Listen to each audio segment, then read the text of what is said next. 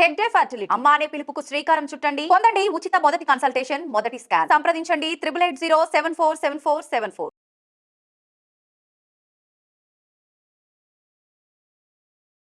నమస్తే, welcome to iDream inside politics with Kavitha. ఇప్పటిదాకా ఒక లెక్క, ఇక నుంచి ఇంకొక లెక్క. ఇప్పటిదాకా ఓసీలే పాలించారు, నెక్స్ట్ రాబోయేది బీసీల ప్రభుత్వమే. బీసీ నాయకుల్ని తయారు చేస్తాం, అన్ని కుల సంఘాలని ఏకం చేస్తాం, తెలంగాణలో బీసీ ముఖ్యమంత్రినే తీసుకొస్తాం. ఇవి చాలా క్లియర్గా ఎమ్మెల్సీ తీన్మార్ మల్లన్న చేస్తున్నటువంటి వ్యాఖ్యలు.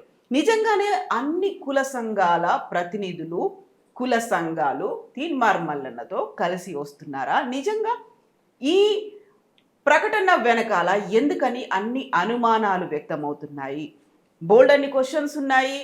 తీన్మార్ మల్లన్న ఇంటర్వ్యూ చూసిన తర్వాత మనతో మాట్లాడడానికి, రెస్పాండ్ అవ్వడానికి, బోల్డ్ అన్ని క్వశ్చన్స్కి ఆన్సర్ చేయడానికి మనతో పాటుగా ఉన్నారు తెలంగాణ బీసీ కుల సంఘాల సమితి వ్యవస్థాపక అధ్యక్షులు, సంచార జాతుల గురించి మాట్లాడేటువంటి నిమ్మల వీరన్న గారు. వీరన్న గారు నమస్కారం. నమస్కారం అండి. సో నిన్న మేము తీన్మార్ మల్లన్న ఇంటర్వ్యూ తీసుకున్నాం. ఆల్మోస్ట్ 1:20 పాటు ఉన్నటువంటి ఇంటర్వ్యూ చూసినట్టున్నారు మీరు.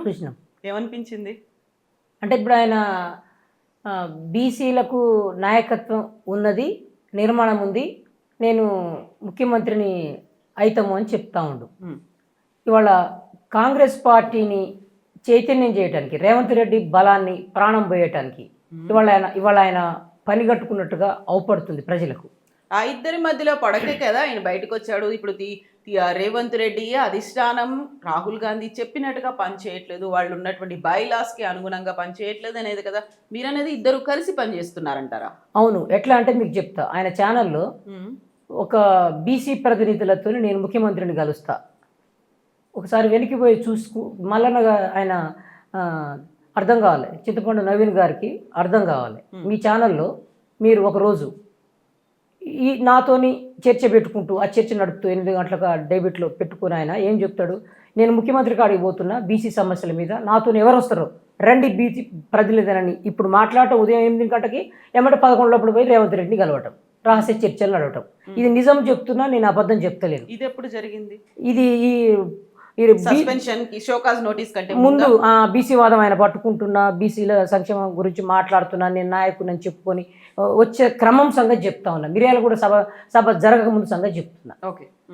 ఇప్పుడు బోధన రండి బీసీల ప్రతినిధుల గురించి చర్చిద్దాం, నాతో ఎవరు వస్తారు రండి అని చెప్పి చెప్పటము, ఆయనే పోయి ఎవరినో ఒకరిని తీసుకొని పోయి కలవటం. ఇది కదా నీ బీసీ వాదం. బీసీల గురించి మాట్లాడుతున్నా, బీసీల చర్చ చేస్తున్నా, నాయకులు చేస్తున్నా అని చెప్పి నువ్వేం ముఖ్యమంత్రి పోయి కలిసి వచ్చినావు? ఇది ప్రజల గుడ్డోళ్ళ కులగణన జరుగుతున్న సమయం కదా. కులగణనకు సంబంధించి ఉన్నటువంటి అనుమానాలు కావచ్చు, ఏ అంశాల మీద ఫోకస్ పెట్టాలి అనే దాని మీద వెళ్ళి మాట్లాడి ఉండొచ్చు కదా. ఇప్పుడు ఓసీలకు రిజర్వేషన్లు ఇచ్చినారు, ఈడబ్ల్యూఎస్ రిజర్వేషన్లు 10% వచ్చినాయి. ఎక్కడ కులగణన చేసి తీన్మార్ మల్లన్న గారు తెలుసుకుని మాట్లాడాలి. ఫస్ట్ జనగణన ఎక్కడ జరిగింది? భారతదేశంలో ఏమైనా జరిగిందా? దేశవ్యాప్తంగా 10% రిజర్వేషన్లు, ఈడబ్ల్యూ రిజర్వేషన్లు అమలైనవి. ఎక్కడ కులగణన ఆధారితంగా చేసినటువంటి చరిత్ర? పోనీ ఏమైనా వాళ్ళకి ఏమైనా కమిషన్లు ఉన్నవా? సంచార జాతులకు 2006 నుంచి 1949లో అనంతాశిమయం గారు కమిషన్ ఉన్నది. అది దేనికి అనంతాశిమయం కమిషన్ వేసారు? 1947లో స్వాతంత్రం వచ్చిన తర్వాత 49లో సంచార జాతులు, డిఎన్టీలు, క్రిమినల్ ట్రైబల్స్, సిటీ యాక్ట్ ఎదుర్కొన్న వాళ్ళకు కమిషన్ వేసినారు. మొదటి కమిషన్ చెప్తున్నా. బీసీలలో ఉన్నటువంటి ఈ బిడ్డలకు నువ్వు చెప్తున్నావు కదా, బీసీల అభిమానము, రాజకీయ చైతన్యము, హక్కుల గురించి మాట్లాడతా అని మన మిత్రుడు మన వేదికగా, ఐ డ్రీమ్ ఛానల్ వేదికగా రాజకీయంగా మాట్లాడిపోయినాడు కదా. మరి 49లో నువ్వు కనుక చదువుకున్న విద్యావంతునిగా మాట్లాడుతున్నాను మిత్రుని కూడా అన్నాడు. నువ్వు చదువుకున్న విద్యావంతునివి అయితే నీకు తెలుసు కదా, బ్రిటిష్ గవర్నమెంట్ 1871లో సిటీ యాక్ట్ తెచ్చింది, ప్రజలను బయటికి వెళ్ళగొట్టింది ఈ డిఎన్టీ సంచార జాతులను. దాని మీద ఆ స్వాతంత్రం వచ్చిన తర్వాత బీసీలలో ఉన్నటువంటి ఎంబీసీ అనే కులాల గురించి, ఓబీసీలో ఉన్నటువంటి సంచార జాతుల మీద ఆయన అనంతాశిమయం గారు 2 సంవత్సరాలు బ్రిటిష్ గవర్నమెంట్ వేసినటువంటి సిటీ యాక్ట్ను చదివి 49లో వేస్తే 1952లో వీళ్ళను క్రిమినల్స్ అనొద్దు, ఎక్స్ క్రిమినల్స్ అనాలని ఆయన అన్నాడు. ఎక్కడికి పోయింది నీ విద్యావంతుని మాటలు? ఏ రేవంత్ దగ్గర పోయి నువ్వు దాచినావు అంటున్నా ఈ పదాలను అడుగుతా ఉన్నా నేను. ఎన్ని కమిషన్లు ఉన్నాయి ఓబీసీలకు? మండల కమిషన్ నువ్వు విద్యావంతునివి కదా, మండల కమిషన్ రిపోర్ట్ నువ్వు చదవాలి కదా, ఏముందో చెప్పు. ఏమన్నా చెప్పి ఈ కులాలను కలిసినటువంటి చరిత్ర నీకున్నదా? మళ్ళీ ఇంకొక మాట వెనక్కి పోయి చెప్తున్నా కాబట్టి చెప్తున్నా, మీరు రిజర్వేషన్లు అనే పదాల గురించి వస్తే ఓసీలకు రిజర్వేషన్లు ఇచ్చినప్పుడు ఎక్కడ పోయినావు, నీ ఛానల్ ఎక్కడ పోయింది, నువ్వు ఎక్కడ పోయినావు అంటున్నా. ఇవాళ మాట్లాడుతున్నావు. ఓసీలకు ఎప్పుడు ఈడబ్ల్యూఎస్ రిజర్వేషన్లు ఎప్పుడు వచ్చినాయి? నువ్వు ఎమ్మెల్సీ కాకముందుకు వచ్చినాయి కదా, ఎన్నికలు కాకముందుకు వచ్చినాయి కదా. మరి ఇవాళ మాట్లాడుతున్నావేంది? ఇవాళ గుర్తొచ్చిరా నీకు బీసీలు అంటే? ఏంది నీ వాదము? ఏం చేయాలనుకుంటున్నావు? బీసీలను బడుగు బలహీన వర్గాలను ఎక్కడికి పంపాలనుకుంటున్నావు అంటున్నా నేను, ఎక్కడ అణచివేయాలనుకుంటున్నావు? ఇవాళ నువ్వు మిర్యాలగూడ సభ పెట్టినావు, పెట్టి ఎవరెవరిని మాట్లాడించినావు? ఈ సమాజం బీసీ సమాజము, బీసీలో ఉన్నటువంటి రాజకీయ నాయకత్వము అమాయకులు అనుకుంటున్నారా మీరు? బీసీల నాయకత్వం చూస్తూ ఉంది, బీసీ విద్యావంతులు చూస్తావురు, బీసీ మేధావులు చూస్తావురు. మళ్ళీ చెప్తా ఉన్నా, నువ్వెవరో చిరంజీవులు పెట్టుకొని తిరుగుతున్నావు, సంతోషం, ఓకే. ఐఏఎస్ మాజీని పెట్టుకొని ప్రయాణం చేసినారు, మేము కాదనము, హక్కుల గురించి మాట్లాడాలి. మరి హక్కులలో కాంగ్రెస్ పార్టీ ఎన్నికల్లో ఇచ్చినటువంటి వాగ్దానం ఏమైంది అంటున్నా? 420 హామీలు, మహిళలకు 2500 రావాలన్నా? ఎన్నడూ మాట్లాడినావు నువ్వు? సో ఇప్పుడు 420 హామీల గురించి 6 గ్యారంటీ స్కీమ్ల గురించో, ప్రభుత్వం అమలు చేస్తా అన్న హామీల గురించో ఫైట్ చేయడానికి ప్రతిపక్షం ఉంది. నేను ఒక బీసీ బిడ్డగా, బీసీ ప్రతినిధిగా స్థానిక సంస్థల్లో 42% రిజర్వేషన్ కోసం నేను పోరాడతాను అనే మాట ఆయన చెప్తున్నారు కదా. అక్కడ ప్రతిపక్ష బాధ్యత, ఇది నా బాధ్యత. ఎన్నికల ముందు ప్రతిపక్షం నేనే అని చెప్పినావు కదా, ఇదే వేదికగా మాట్లాడుతున్నా. నేను మళ్ళీ గుర్తు చేస్తా ఉన్నా, నేను నీకంటే సీనియర్ని రాజకీయాల్లో, ఉద్యమాల సీనియర్ని. ఇప్పుడు కాదు, 92 నుంచి నేను ఏఎస్ ఉద్యమాల నుంచి వచ్చిన బిడ్డని, 1992 నుంచి. మరి నువ్వు ఎప్పుడు వచ్చినావో రాజకీయాలకు, ఈ వేదికకు వచ్చినావు నాకు తెలియదు, కానీ నీవు ఆత్మవిమర్శ చేసుకో. నేను 92 ఉద్యమాల నుంచి వచ్చి ఏఎస్ ఉద్యమాల నుంచి పనిచేస్తూ బహుజనవాదము, కాంచనం గారికి భోజనం పెట్టుకుంటూ తిరిగి వచ్చిన నేను చాలా ఉద్యమాల నుంచి నన్ను గుర్తుపడతారు నాయకులు. నేను అందరినీ గౌరవిస్తాను, నేను అందరినీ గౌరవించడం నేర్చుకున్నాము. నాకు బహుజనవాదము, కమ్యూనిస్టు వామపక్ష భావజాలం నాకు ఏం నేర్పిందనంటే, ఎవరైతే మన హక్కుల కోసము, మన బడుగు బలహీన వర్గాల కోసము 180% ఉన్నటువంటి ఈ యొక్క ప్రజల కోసం, హక్కుల కోసం ఎవరైతే మాట్లాడినటువంటి గొంతులను గౌరవించుకునే ఆలోచన నేను వామపక్ష భావజాలం నుంచి నేర్చుకొని వచ్చిన, కాన్షిరాం బహుజన వాదు నుంచి నేర్చుకున్న, గౌరవ మందకృష్ణ మాదిగా సామాజిక ఉద్యమ నేపథ్యం నుంచి నేర్చుకొని వచ్చిన, ఇవాళ ఆర్ కృష్ణయ్య గారు బీసీ జాతీయ అధ్యక్షుడి నుంచి నేర్చుకొని వచ్చినాం. అందరినీ గౌరవించడం నేర్చుకొని వచ్చినాం. నువ్వు ఎవరిని ఎక్కడ గౌరవించడం నాకైతే అర్థం కావట్లేదు. ఇప్పుడు వాటి బడుగు బలహీన వర్గాల వాయిస్ గా తీన్మార్ మల్లన్న మీకు కనిపించట్లేదు? ఎక్కడ నువ్వు పొద్దునట్లేస్తే నీ సస్పెన్షన్ కాకముందుకు, నువ్వు సభలు స్టార్ట్ చేసే ముందు నువ్వు పెట్టినటువంటి ఆ పదాన్ని పేరు పెట్టింది నేను. మీరు అడుగు, మీ అన్నని అడుగు. మళ్ళీ చెప్తా ఉన్నా, మీ వెంకటేష్ అన్నని అడుగు. మీ వెంకటేష్ అన్న గుండెల మీద చేసుకొని మాట్లాడవను. మీ వేదికను, మీ ఏదైతే మీరు పెట్టినటువంటి బీసీ రాజకీయ వేదిక ఏదైతే పెట్టిరో, ఆ పేరు పెట్టడంలో నిమ్మల వీరన్న పేరు చెప్పినటువంటి పేరుని చైతన్య వేదిక అని చెప్పింది నేను. మీ అన్నని అడుగు. ఏ రాత్రి అయితే మీ వెంకటేశ్వరతోని నువ్వు ఎవరైతే పెట్టినటువంటి జనార్దన్, వీళ్ళిద్దరి మధ్యన కూర్చొని చైతన్యం పెట్టమని చెప్పినటువంటి రాజకీయ చైతన్య వేదిక పెట్టమని, రాజకీయం అని పెట్టమన్నది ఎవరో అయితే నిమ్మల వీరన్నని తెలుసుకొని చెప్తున్నా, మేనని అడగని చెప్తా ఉన్నా. ఈ ఐడ్రీమ్ సాక్షిగా ఆ పేరు చెప్పింది నిమ్మల వీరన్న చెప్తున్నా. పేరు సజెస్ట్ చేశారు, కానీ మిమ్మల్ని మాత్రం పరిగణలోకి తీసుకోలేదా? సమావేశాలకి, వాటికి మీటింగ్లకి పిలవట్లేదా? కాదు, మిర్యాలగూడ సమావేశానికి నాకు ఆయన వేసిన పోస్టర్లో ఆయన రాతలు అర్థమైనవి. ఆయన క్రమం, ఆయన వేసే క్రమం, ఆయన ఏ పదాలతోని పోయినాడో నాకు అర్థమైంది. ఏ నాయకులను పెట్టుకొని నువ్వు వచ్చినావో అర్థమైంది. మేమేందనంటే, ఇవాళ ఎస్సీ ఎస్టీ బీసీ మైనార్టీలల్లా వెనకబడ్డటువంటి సామాజిక ఎవరున్నారు? రాజకీయ హక్కులు ప్రాథమికంగా ఈ యొక్క రాజ్యాంగ హక్కులు ఏ సమాజానికైతే అందలేదు, వాళ్ళను ముందు మనం గుర్తించాల్సిన అవసరం ఉంటుంది. వాళ్ళ హక్కుల కోసం మాట్లాడాల్సిన అవసరం ఉంటుంది. వాళ్ళు అయితే నష్టపోయారు వాళ్ళు కదా. విద్య లేని వాళ్ళకి ఎక్కువ మంది కదా, వీధులలో అడక తినటోళ్ళు ఎక్కువ కదా, గుడి మెట్ల కాడ ఉంటురు కదా, గుడిలో నైవేద్యం తినేటోళ్లకు రిజర్వేషన్లు వచ్చినాయి కదా. మరి ఆ గుడి మెట్ల చెప్పుల కాడ ఉన్నటువంటి సంచార జాతుల గురించి నువ్వు మాట్లాడనప్పుడు, నీ గొంతు లేనప్పుడు, ఆ నాయకత్వాన్ని నీ పోస్టర్లో వేయనప్పుడు, ఆ నాయకత్వాన్ని నిలబెట్టి నీతో నువ్వు ఉన్నప్పుడు ఈ సమాజానికి పరిచయం చేయనప్పుడు ఎట్లా నువ్వు బీసీ నాయకుని అవుతావు? ఇప్పుడు ఆయన చెప్పినటువంటి 135 కులాల్లో సంచార జాతులు లేవా? అందులో అదే అడుగుతున్నా, ఈ వేదికగా అడుగుతా ఉన్నా. మననే ఒక ఛానల్లో చెప్పిన, ఏందయ్యా బాబు మిత్రమా, సోదర మిత్రమా, బీసీల గురించి మాట్లాడుతూ ఉన్నావు, మరి మహిళల గురించి బీసీ మహిళలే కదా, కాంగ్రెస్ పార్టీ మోసం చేసింది కదా, బాకీ పడ్డది కదా 2,500 రూపాయలు మహిళలకు మేజర్గా. లంక బిందెల సీఎం నువ్వు ఎట్లా కాపాడుతావా అని అడిగినా. ఇప్పుడు బీసీ మహిళలకు మోసం అంటున్నారు. లేటెస్ట్ గా అనౌన్స్ చేసినటువంటి ఎమ్మెల్సీ దాంట్లో విజయశాంతి ఉంది కదా, తను బీసీ మహిళగానే తెలంగాణకు చెందినటువంటి. అంటే ఒక వ్యక్తి బీసీల అనేది 56% అనేది వాస్తవము. ఈ లెక్కలలో తగ్గించిరని ఆయన సోదరుడే చెప్తుండు, ఆయన మిత్రుడే చెప్తుండు, లంక బిందెల సోదరుడే చెప్తుండు. ఆయన రేవంత్ ఈయన పోయి కలిసిన సందర్భాలు మళ్ళీ చెప్తా ఉన్నా. ఎంత వెనకేసుకొచ్చినా ఆయన చేసిన నిర్వాహకం, ఢిల్లీకి ఇప్పటికీ 30 సార్లు పైగా పోయినటువంటి సీఎం. 39గా 99 సార్లు అయినా పోతా అంటున్నారు కదా ఆయన. నువ్వు ఢిల్లీ గులాం నువ్వు అని అంటున్నా నేను. ఒక పార్టీ ఏమో గుజరాత్ గులాం అంటది, ఇంకొక పార్టీనేమో తీసుకుపోయి తాకట్టు పెడుతున్నారు తెలంగాణ ఆత్మగౌరవాన్ని. తెలంగాణ ఆత్మగౌరవం కేసీఆర్తోనేనని మేము అంటున్నాం. ఎందుకు ఈ మాట చెప్తున్నాం? ఇక్కడ సంక్షేమ పథకాలు అప్పులు చేసిండు రేవంత్, ఎక్కడికి పోయినాయి? కాంట్రాక్ట్ జేబుల్లోకి పోయినాయి. మరి కాంట్రాక్టు దాంట్లో రిజర్వేషన్లు ఇస్తారని చెప్పారు. ఎంత ఇచ్చిరని ఎందుకు అడుగుతలేడు తీర్మానం వలన? ఈ చింతపండు నవ్విను నా కొడుకులారా రెడ్లరా ఎందుకురా మీకు ఆస్తులు అన్నావు కదా, వాళ్ళని చైతన్యం చేయటానికి, రెడ్లలో ఐక్యత చేయటానికి మాత్రమే ఆయన ఉసిగొలిపినాడు రేవంత్ రెడ్డి. బీసీల కోసం కాదా? ఎక్కడిది? రెడ్ల సీఎం అంటుండు. ఈ 5 సంవత్సరాలు రేవంత్ రెడ్డి ఉంటుండు అంటుండు. ఈ అర్థము పిచ్చోళ్ళ జనమేమన్నా? బీసీ కుల సంఘాలు పిచ్చోళ్ళ?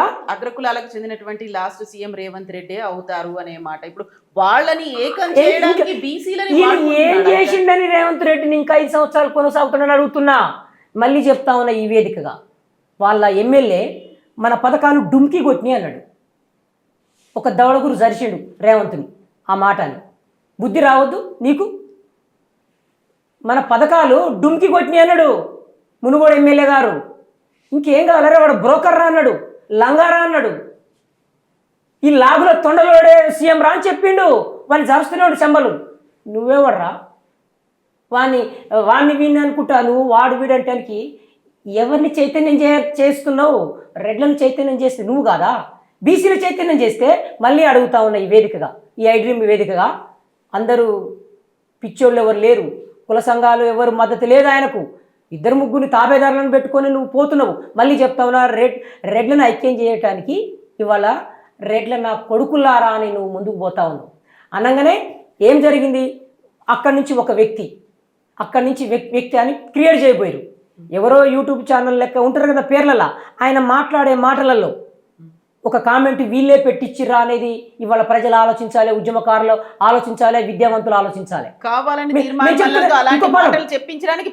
మేము వేదిక చెప్తాను గుర్తు చేస్తా. ఈయన అనగానే మిర్యాలు కూడా ఒక మాట అనగానే, రెడ్ల నా కొడుకు అనగానే అక్కడి నుంచి వచ్చినట్టుగా మరి ఎవరితో మీరు పెట్టించిర్రు, ఇది రాజకీయ వేదిక అనుకుంటున్నా నేను.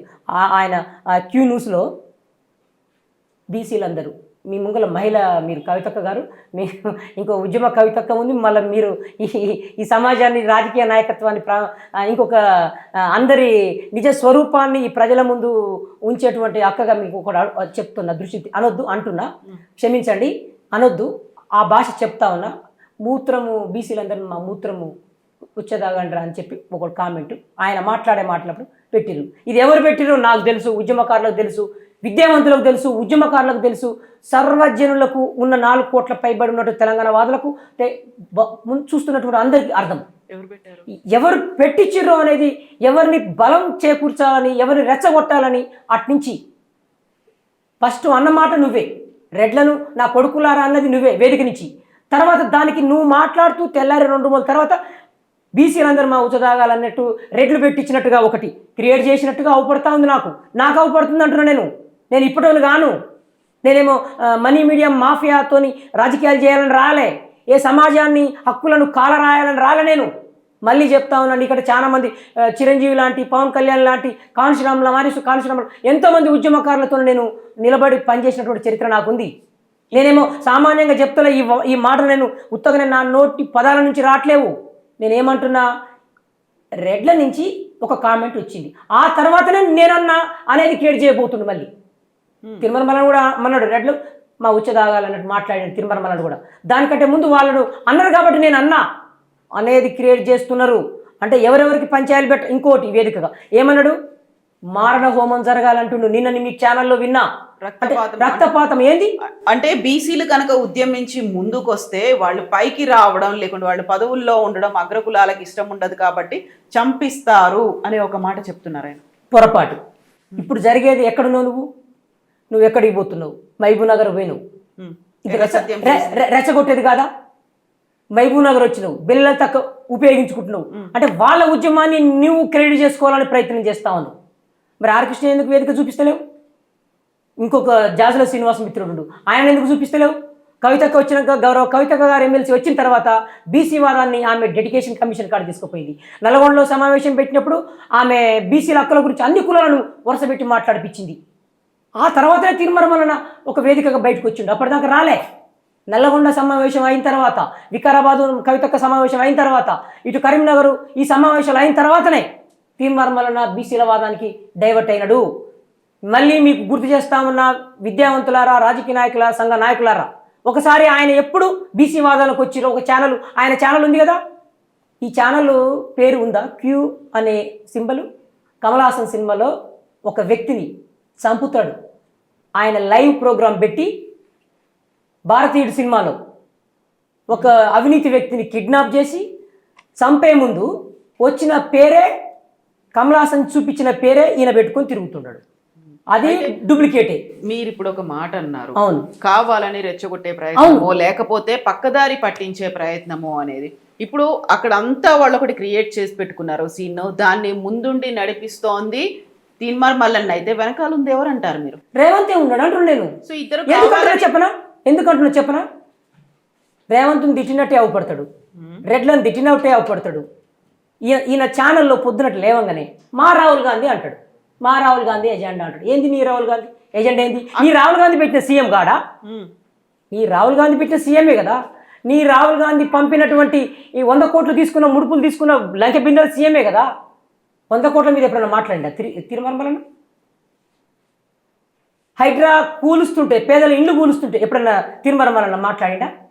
ఎటుపోయినావు? బీసీల ఇండ్లు ఉన్నాయి కదా, అలా బడుగు బలహీన వర్గాలు ఉన్నారు కదా. మూసి పరివాహక ప్రాంతాల్లో కంపు నీరు ప్రవహిస్తున్నటువంటి పక్కన ఎవరు ఇండ్లు వేసుకొని ఉంటారు? కబ్జాలు చేస్తారు బీసీలు, ఎస్సీలు, బీసీలు, ముస్లింలు. పంపరి ఒక్కసారి మీ వేదికగా నేను సవాల్ చేస్తున్నా, నువ్వు కనుక నిజమైనటువంటి మానవత్వం, రాజకీయ ఆలోచన ఉంటే రండి, నేను చూపిస్తా. కవితక్క గారు, మీరు టీవీ9లో ఒక 12-15 సంవత్సరాలు చేసిన చరిత్ర మీకున్నది. ఆయన నేను సందర్భంగా చెప్తున్నా, నీకు గనక ఓపుకుంటే నువ్వు ఛానల్ వేసుకోరా, నీ ఐడ్రీమ్ ఛానల్ తీసుకొని బయటకు వస్తా, డెబ్యూట్ చేద్దాం. ఎక్కడ? మూసి పరివాహక ప్రాంతాల్లో ఎంతమంది ఓసీలు ఉన్నారు, సంపన్నులు ఉన్నారు? మూసి పరివాహక ప్రాంతాల్లో ఎంతమంది ఎస్సీ, ఎస్టీ, బీసీ మైనార్టీలు ఉన్నారు? ఒకసారి నేను సవాల్ చేస్తున్నా. అక్కడ తీన్మార్ మల్లన్న చాలా క్లియర్గా ఒక మాట చెప్తున్నారు, కాంగ్రెస్ పార్టీ కులగణన చేపడతామని చెప్పింది రాహుల్ గాంధీ నుంచి. ఆ మాట వచ్చింది కాబట్టి నేను కాంగ్రెస్ పార్టీలో జాయిన్ అయ్యాను అనేది ఒక మాట. దీంతో పాటుగా 42% రిజర్వేషన్లని స్థానిక సంస్థల్లో కల్పిస్తామన్నారు. అదే ఎజెండాగా, అదే ఫోకస్తో నేను పనిచేస్తాను, అందరినీ ఏకం చేస్తాను. సమస్యలు ఏమైనా ఉంటే ప్రతిపక్షాలు చూసుకుంటాయి. ఆయన ఏకం చేయాలంటే ఆల్రెడీ కాంగ్రెస్లో ఉన్న మీ పిసిసి అధ్యక్షుని నెంబర్ పెట్టుకుని తిరగండి అని చెప్తున్నా. ఫస్ట్ మహేష్ కుమార్ గౌడ్ని, ఫస్ట్ నువ్వు బీసీ వాది అయితే ఒక గౌడుని అసహించుకుంటున్నావు నువ్వు.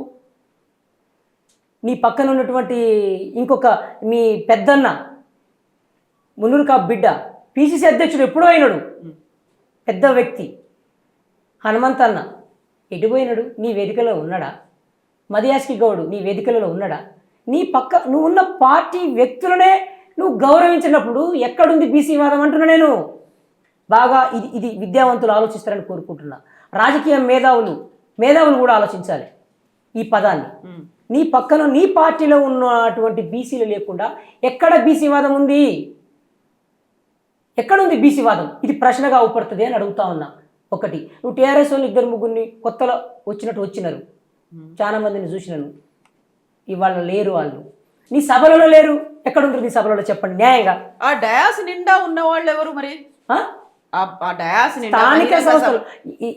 ఇతను తీర్మార్ మల్లన్న అలియాస్ చింతపండు నవీన్ కేసీఆర్ ముఖ్యమంత్రి ఉన్న టైంలో ఈయన పాదయాత్ర పెట్టుకున్నాడు. అప్పుడు ఈయన పోయినప్పుడు ఎవరు ఇతనికి ఎక్కువ బలం లేదు, ఎక్కువ జనం లేరు. ఈయన ఎవరైతే ఈ 20-30-40 మందితో ప్రయాణం చేసినాడో ఎక్కడ పోయినా వీళ్ళే ఉండేది. అప్పుడు బహుజనవాదులు ఉన్నారు వెంబటి. ఆ రోజు బహుజనవాదం ఉన్నది, అంబేద్కర్ వాదం ఉన్నది, విశారదం చెప్తున్నటువంటి ఆయన నేర్చుకుని వచ్చినటువంటి వాదం ఈయన దాంట్లో ఉన్నది. ఒక్క పైస ఇవ్వండి అన్న, ఒక్క ఛాయ్ పైసలు ఇవ్వండి అన్న ఆ వాదము బహుజనవాదము, కాన్షీరామ్ వాదం. అది ఒక నోటు ఇవ్వండి, ఒక నోటు ఒక ఓటు అని కాన్షీరామ్ ఇచ్చినటువంటి వాదం. అది బహుజనవాదాన్ని తీసుకొని నువ్వు మాట్లాడటం మూలన వాళ్ళ నీ అమ్మటి కొంతమంది బహుజనులు వచ్చినారు. కానీ రాజకీయ నాయకత్వం ఎక్కడా లేదు ఆయన బట్టి. ఆయన యూట్యూబ్ ఛానల్ తీసుకొని చూసినా ఎవరైనా అర్థమైంది. నేను విమర్శిస్తున్నది కాదు, సంచార జాతులు అనే పదాన్ని మాట్లాడతలేడు. ఓసీలకు ఈడబ్ల్యూఎస్ రిజర్వేషన్లు ఇచ్చినప్పుడు ఇవి సంచార జాతులు అని చెప్పలేకపోయినాడు. ఇవి నేను ఎందుకు చెప్తున్నా, ఈ ఈడబ్ల్యూఎస్ రిజర్వేషన్ సంచార జాతులు అని ఎందుకు స్పష్టంగా చెప్తా ఉన్నంటే 2006లో బాలకృష్ణ రేణుకే కమిషన్ వేసినది. వేస్తే ఆయన 2008లో రిపోర్ట్ ఇచ్చినాడు.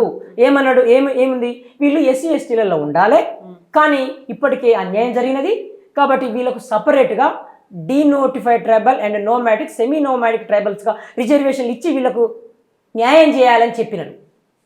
ఎంపీ ఎమ్మెల్యే నిధుల నుండి 15% నిధులను వీళ్ళ భూమి కొనుక్కొనుకు ఇండ్ల కట్టుకుంటానికి వీళ్ళ విద్యకు ఇవ్వాలని చెప్పిన కమిషన్ రిపోర్టు నువ్వు ఒక్క మాట అన్నవా? మరి ఎక్కడ బీసీల నాయకత్వం అంటే? ఇంకో విషయం కూడా చెప్తా ఉన్నా, ఎక్కడ వామపక్ష భావజాలంలో బీసీ ఉద్యమాలు ఉన్నవి, బీసీ నాయకులు ఉన్నారు. ఇటు పోతే బహుజనవాదులలో బీసీ వాదులు ఉన్నారు, మందకృష్ణ మాదిగ దగ్గర బీసీ వాదులు ఉన్నారు, గౌరవ ఆర్ కృష్ణ దగ్గర రాజశేఖర్ దగ్గర బీసీ వాదులు ఉన్నారు, ఇక్కడ బీఆర్ఎస్లో ఉన్నారు, ఇటు పోతే కాంగ్రెస్లో ఉన్నారు.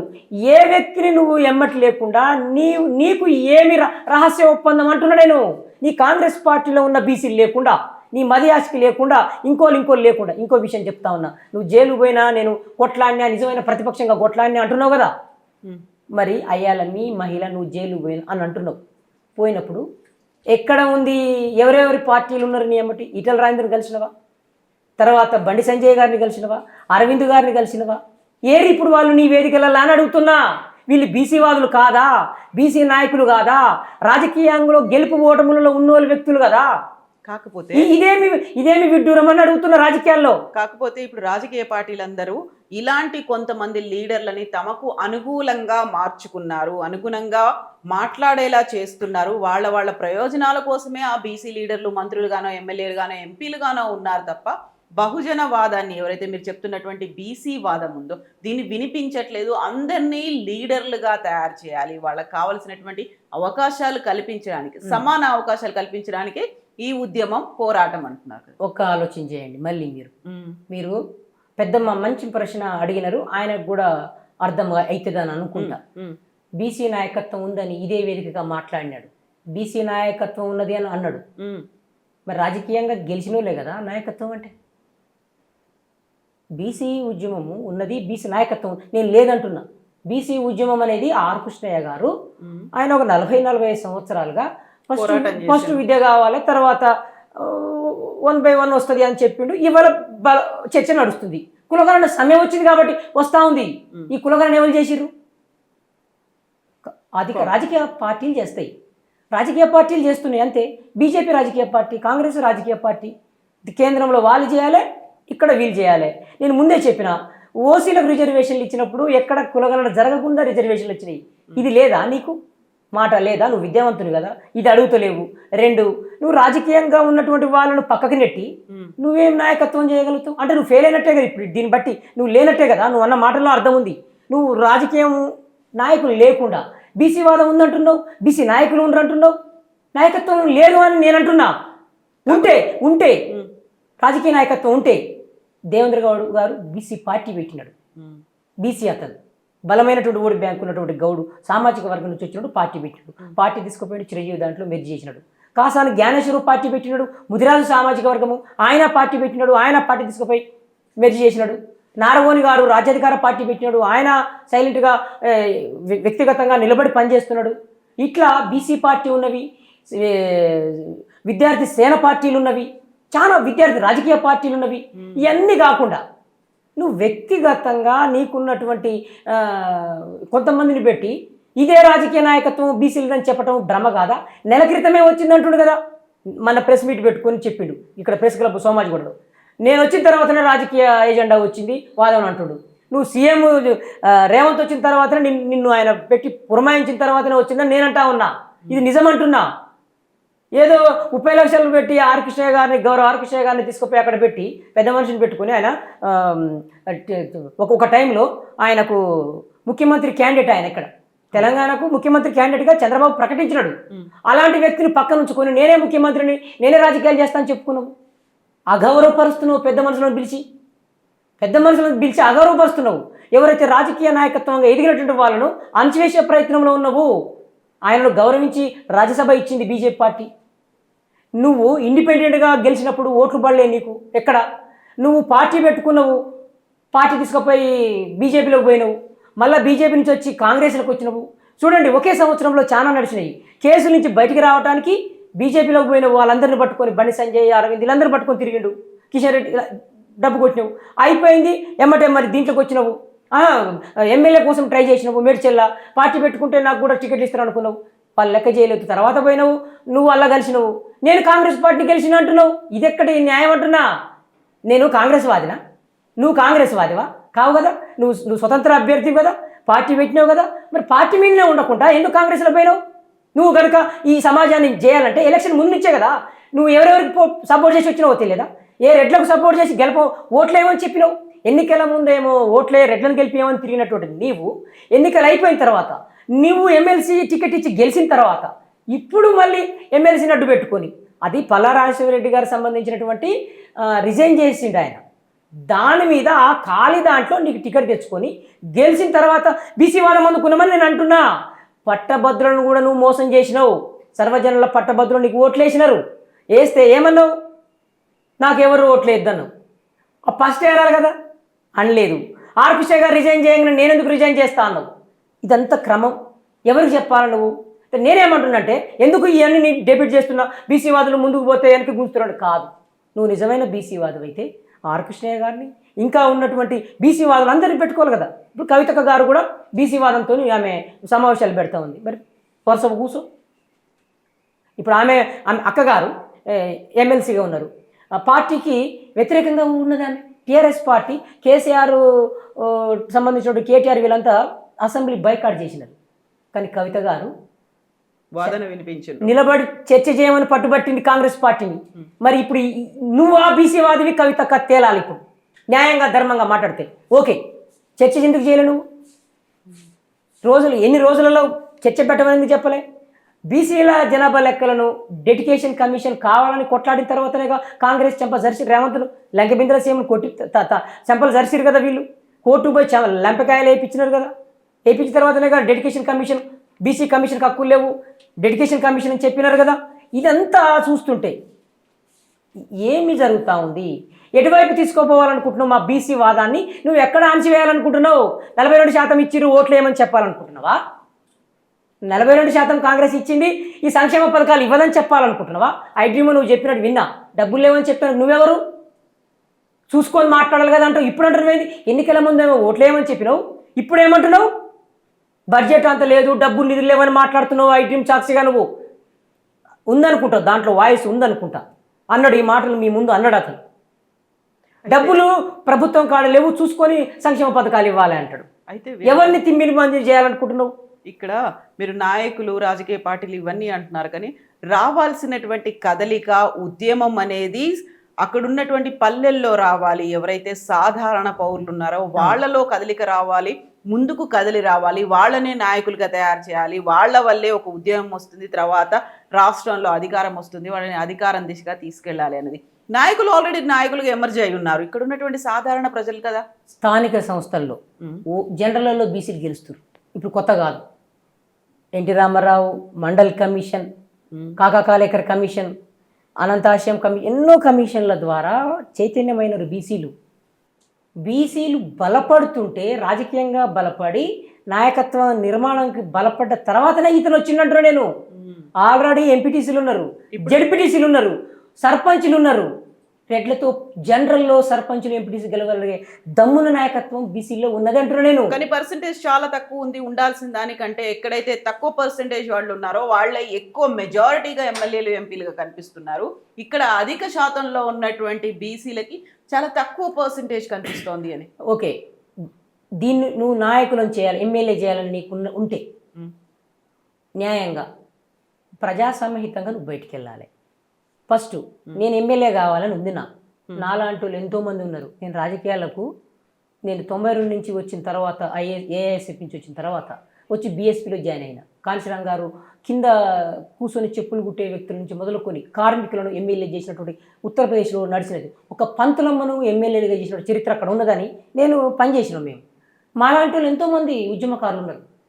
మేము బీసీలమే కదా, మేము మనుషుల్లా కావుపడరా వీళ్ళెవరు? నీకు రాజకీయ చైతన్యం ఉన్నోడు ఇతనికి అవసరం లేదు, బానిసలు ఇతనికి అవసరం. అంటే రేవంత్ కూడా బానిసలే అవసరం అంటున్నా నేను. రేవంత్ ఒక బానిసను పెట్టి నడుపుతుంటే బీసీ ఉద్యమాన్ని అంటున్నా.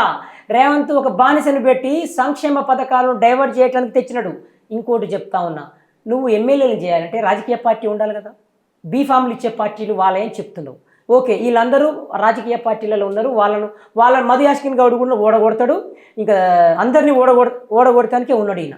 ఇప్పుడు ఏదైతే బీసీలు ఉన్నారో ఆ బీఆర్ఎస్లా ఇక్కడ మాజీ మంత్రి శ్రీనివాస్ గౌడ్ కానీ, ఇటు పోతే మధుసూదనాచారి కానీ, అటు పోతే ఇక్కడ శ్రీనివాస్ యాదవ్ కానీ, ఇక్కడికి వస్తే కాంగ్రెస్లో చాలామంది బీసీలు ఎమ్మెల్యేలుగా అయ్యేటోళ్ళను ఓడగొడటానికి వచ్చినట్టుగా అవపడుతుంది నాకు. ఎవరు ఓడగొడతారు? అంతే కదా. కాదు, ఇప్పుడు ఏమవుతుందమ్మా, నువ్వు వాళ్ళని లేకుండా బీసీ వాదం నేనే అంటున్నావేది, వాళ్ళు బీసీలే. వాళ్ళు చాలా ఉద్యమాలలో సహకరిస్తూ వస్తున్నారు. ఢిల్లీలలో ఎన్నో చెలో ఢిల్లీలు నడిపినారు. ఇది కొత్త కాదు బీసీలకు. బీసీ రాజకీయ చైతన్యమైంది. కాంగ్రెస్ వాదాన్ని 42% ఇస్తానని చెప్పి సంక్షేమ పథకాలను డైవర్ట్ చేయటానికే తీర్మానం వలన ఈయనను సస్పెన్షన్ చేసుకుంటాను నేను అంటా ఉన్నా. ఈతను నాయకునిగా ప్రమోట్ చేసుకునే పనిలో ఉన్నారు. నువ్వు నాయకత్వ నిర్మాణం అంటే ఎవరికి నాయకత్వ నిర్మాణం అంటే రాజకీయ పార్టీ ఉండాలి. రాజకీయ పార్టీ పెట్టి నియోజకవర్గాల వారీగా ఎమ్మెల్యే నువ్వు ఎక్కడ పోయినా, మిర్యాలగూడెం పోయినావు, ఎవరిని ఎమ్మెల్యే క్యాండిడేట్గా ప్రకటించి వచ్చినావు? ఎవరిని జడ్పీటీసీగా ఎన్ని జడ్పీటీసీలు ఉన్నాయో అక్కడ ఎవరన్నా ప్రకటించి వచ్చినావా? నువ్వు గీన చేయగలుగుతాడు, ఈ నిమ్మల వీరన్న జడ్పీటీసీగా కావాలి, సామాజిక పరివర్తన ఆలోచన ఉన్నారని ఎవరైనా ఎమ్మెల్యే కావాలని చెప్పినావా నీ నోటితోని? తర్వాత వరంగల్ వచ్చినావు, ఎక్కడ ఎంతమందిని ఎమ్మెల్యే క్యాండిడేట్లుగా ప్రకటించినావు? ఎక్కడ లేదే. ఎంపీలు క్యాండిడేట్లుగా ప్రకటించినావా? ఎట్లా నాయకులు అవుతారు? 3 ఏళ్ళు కాదు. ఇప్పుడు నేను ఏమంటే నువ్వు పోయినావు నియోజకవర్గానికి, నువ్వు ఒక్కరివే నాయకునివి అయితే ఇక్కడ నియోజకవర్గాల వారిగా బలహీనపడుతున్నాను నువ్వే అంటున్నావు. నువ్వే ఒక్కరివే పోయి మాట్లాడుకొని వస్తున్నావు. నువ్వు ఒక్కరివే పోయి మాట్లాడితే నాయకులు ఎట్లయితారు? మీ జర్నలిస్టులనే నువ్వు గౌరవించలేదు. ఎంతోమంది జర్నలిస్టులు నీతో మొదటి నుంచి ఉన్నారు. ఎక్కడ అవపడుతున్నారు వాళ్ళు? జర్నలిస్టులను నీతో ఉన్నారు కొంతమంది, నేను చూసినాను. మరి ఏరి వాళ్ళు ఏరి ఎక్కడ పోయినారు? బీసీ వాదంతో నీ పీసీ అధ్యక్షుడు ఎక్కడా లేడు నీ వేదికలలో. ఎట్లా నువ్వు రాజకీయ నాయకులను తయారు చేయగలవు? ఆర్ కృష్ణయ్య గారు ఎక్కడా నీ వేదికలలో లేడు. ఏదో ఒకసారి ఇట్లా వచ్చినట్టు చూపించి కనుమరుగు చేసి నేనే రాజకీయాలు నడుపుతున్నా అంటావు. ఆయన హాస్టల్ ఉద్యమాలని అవమానపరిచినావు. నువ్వు ఆర్ కృష్ణయ్య ఉద్యమాన్ని నువ్వేమన్నావు? ఈ హాస్టల్ ఉద్యమాలు స్కాలర్షిప్ ఫీజు రియంబర్స్మెంట్ ఉద్యమాలు ఇక చాలు, మీరు ఆపండి, ఇక రాజకీయాన్ని నేను చూసుకుంటా అని ప్రకటిస్తున్నావు. ఇది అవమానకరమైనటువంటి, అంటే అంచివేసే ఉద్యమమే కదా. నువ్వు రెడ్లను ఒక పట్టు తిడుతూ రెడ్డి ఎప్పటికీ 5 సంవత్సరాలు ఉంటామని ప్రకటిస్తున్నావు. ఇప్పుడు బీసీ ఎంతోమంది ఉన్నారు బీసీలు ఎమ్మెల్యేలు, వాళ్ళని ముఖ్యమంత్రి చేయి రేపటి నుంచి. నిజమైన ఉద్యమాన్ని నేను నమ్ముతా. నేను అంటున్నా ఇవాళ నువ్వు రాజకీయ పార్టీ లేకుంటే ఎమ్మెల్యేలు చేస్తాను అంటున్నావు కదా. రాజకీయ పార్టీ లేకుంటే ప్రజాస్వామ్యంలో నువ్వు భారత పార్లమెంటరీ వ్యవస్థలో చేస్తూ అంటున్నావు కాబట్టి ఇవాళ రేవంత్ను దించి ఉందా నీకు? నువ్వు నిజమైనటువంటి ఈ 5 సంవత్సరాల తర్వాత మాట్లాడుతున్నావు. ఇప్పుడు సంగతి ఏంటి? అంటే ఈ 4 సంవత్సరాల సంగతి, 3 సంవత్సరాల సంగతి ఏంటని అడుగుతున్నా నేను. అందరినీ చైతన్యపరచడానికి, అందరినీ ఏకం చేయడానికి, అందరినీ నాయకులుగా తయారు పోయిన ఎలక్షన్లు ఏమైనావు? ఈ ఆలోచన పోయిన ఎలక్షన్లో ఏమైంది? రెడ్లకు ఓట్లు లేనప్పుడు ఎక్కడ పోయింది నీ మాట? రెడ్లకు ఓట్లు ఏమన్నావు కదా, పోయినప్పుడు గెలిపించినావు కదా. నల్గొండ పోయినావు, ఇటు జనగం ఎన్ని తిరిగి వచ్చినావు. కొంత నేనే గెలిపించిన అంటున్నావు కాంగ్రెస్ని. కాంగ్రెస్ నేను గెలిపించిన అన్నవాడు సీఎం రేవంత్ రెడ్డి ఆ పీఠం మీద కూర్చోడానికి కూడా కారణం నేనే అనే మాట చెప్పారు కదా. మరి నువ్వే దించు, పోనీ నువ్వే ఇచ్చినావు కదా. దించే ప్రయత్నం కాదా ఇప్పుడు ఇది జరుగుతుంది? అందరినీ ఏకం 5 సంవత్సరాల దాకా ఈయన ఉంటాడట. నువ్వెవరు చెప్తానికి? నీకు ఆయనకి ఏంది రహస్య ఒప్పందం? కాంగ్రెస్ పార్టీలో ఒక టైంలో 3 ముఖ్యమంత్రులు మారిన చరిత్ర కాంగ్రెస్ పార్టీది. డెంటల్ ప్రొవిజన్ మూవ్మెంట్ నడిచినప్పుడు ఓయూలో పెద్ద ఉద్యమాలు నడిచినాయి. ఇవాళ నువ్వెవరు అంటున్నా? బండి సంజయ్ ఏమంటాడని చెప్పినా రేవంత్ను ముఖ్యమంత్రి నుంచి దించడానికి రేవంత్ను కాపాడుకోవాలని చెప్పి రేవంత్ సపోర్ట్ చేస్తాడు బండి సంజయ్ గారు.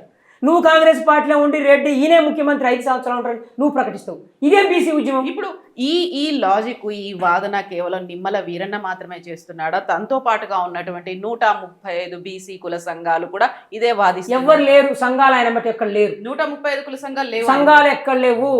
సీనియర్ సంఘాలు ఎక్కడా లేవు. ఫోటోల సంఘాలే, ప్రెస్ సంఘాలే.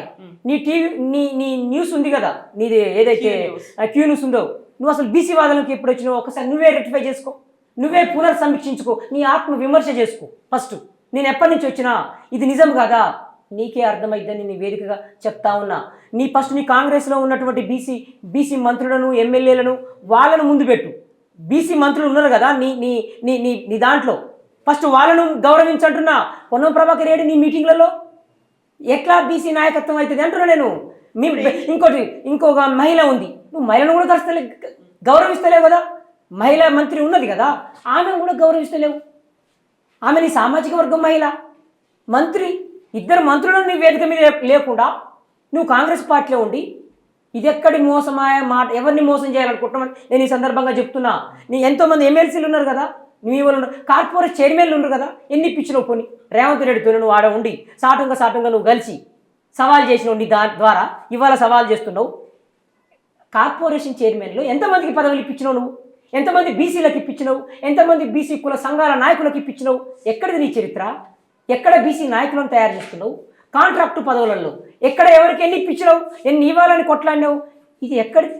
అంటే నువ్వు రెడ్ల నా కొడుకులారాన్ని తిట్టి రెడ్లను చైతన్యం చేసే పనిలో ఉన్నావు అనేది నాకు స్పష్టంగా అర్థమవుతుంది ఈ వేదిక ద్వారా. లాభం ఇప్పుడు ఇవన్నీ మీరు చెప్తున్నట్టుగా ఒక డైవర్షన్ పాలిటిక్స్ అవుతున్నాయి. ఇద్దరు కలిసి పని చేస్తున్నారు, మన ముందు మాత్రం వాళ్ళు తిట్టుకుంటున్నారు. రెడ్లు ఒక నల్గొండ జిల్లాలోనే ఉంటారు. న్యాయంగా ధర్మంగా ఆలోచిద్దాం. అక్కడ పోయి మీటింగ్ పెట్టినావు, ఏ రెడ్డిని తిట్టినావు?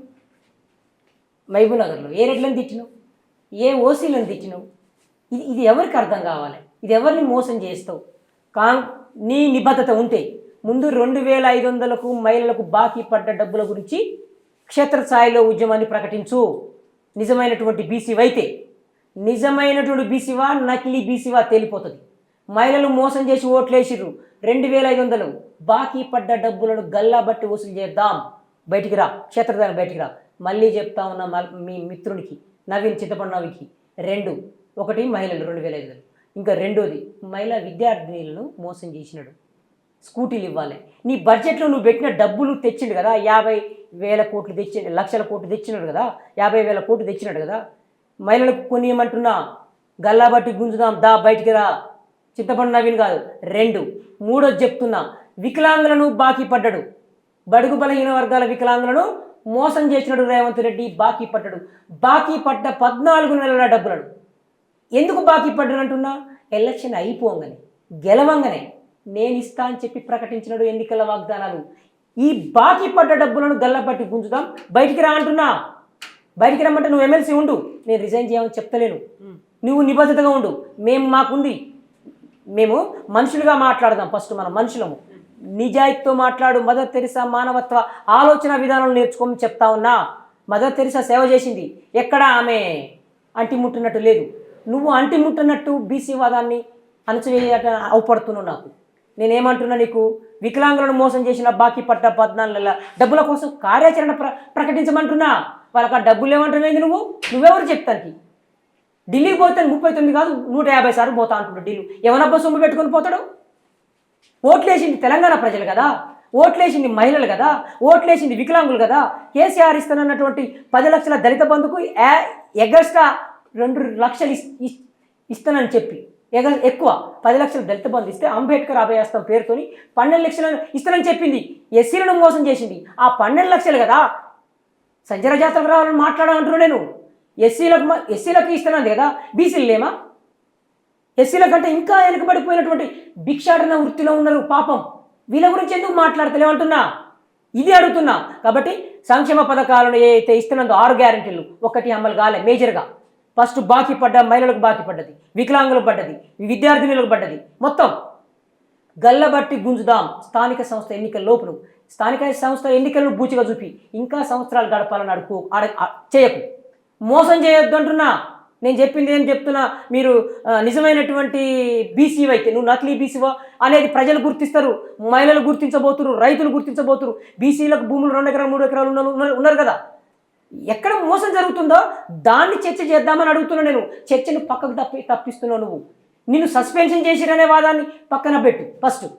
నువ్వు నిజమైనటువంటి 3 సంవత్సరాలప్పుడు నాయకులను సీఎంలను చేయాలని, ఎమ్మెల్యేలు చేయాలని వచ్చినటువంటి నిజమా నకిలీనా, మోసమా? నువ్వు కూడా మోసం చేయాలనుకుంటున్నావా? మోసం చేయాలని నీకు లేకుంటే సంక్షేమ పథకాలకు గల్లపట్టి గుంజుదాం, మహిళా శక్తిని బయటికి తెద్దాం, ఒక పిలిపిద్దామంటున్నా. నువ్వేమంటావు? నా దగ్గరికి రావాలంటే ఏది నీ దగ్గరికి వచ్చేది? నువ్వు దొంగలంగా అనుకుంటున్నారేమో మహిళలు, అందుకే నీకు రాలేదేమో అనుకుంటున్నా. ఈ 14 నెలలుగా రేవంత్ని ఈడ్చి తంతురు మహిళలు, బద్మాషోడు అంటున్నారు మహిళలు, లగచర్లలో తన్నెరు మహిళలు, ఆడబిడ్డలు చెంపలు సస్తురు.